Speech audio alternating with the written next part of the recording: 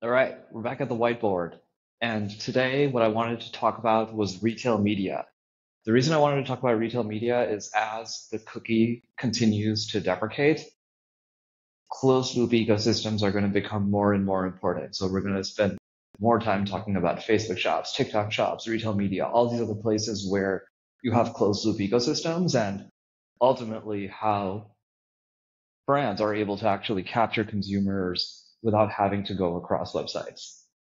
Okay, so of course, the one retail media network that everybody knows is spending on Amazon ads, right? And the way that we usually do this is through like search ads or now, I mean, Amazon's retail media network is super sophisticated.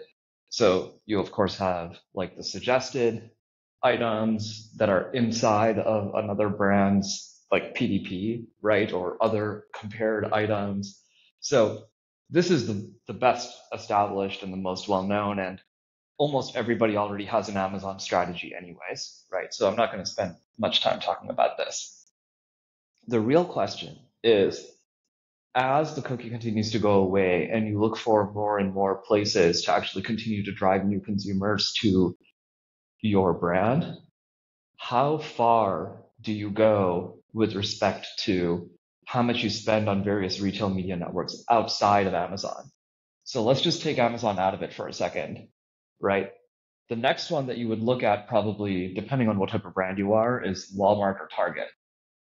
And again, these guys are huge, and there's a bunch of consumers who are actually going to these websites, and so there's real search intent.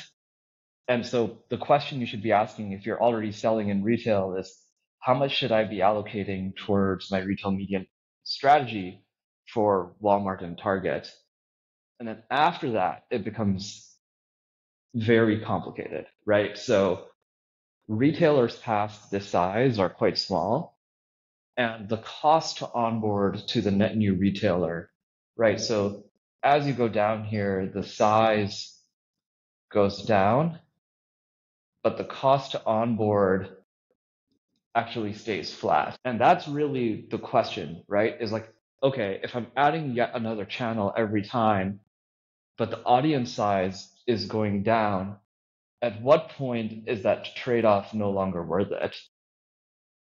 And one of the things that people in the brand ecosystem should, I mean, especially now that more brands are going into retail as a channel, as a really big channel, one of the big things is starting to actually have a planning capacity where you ask yourself, what is the cost for me for any net new retail media partner?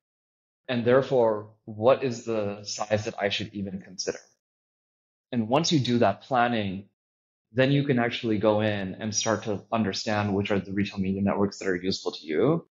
But the one thing that I will say is that while the cookie is still here, this may not feel like a priority, but 2024 is the time to start investing and thinking about retail media networks, because once the cookie goes away, all of a sudden everybody's going to be competing for retail media space. And so it's better to start understanding what your levers are now rather than waiting for 12 months from now, where the cost to get in and the cost to dominate in retail media starts to become more expensive. All right. Hopefully that was helpful. I'll see you in the next one.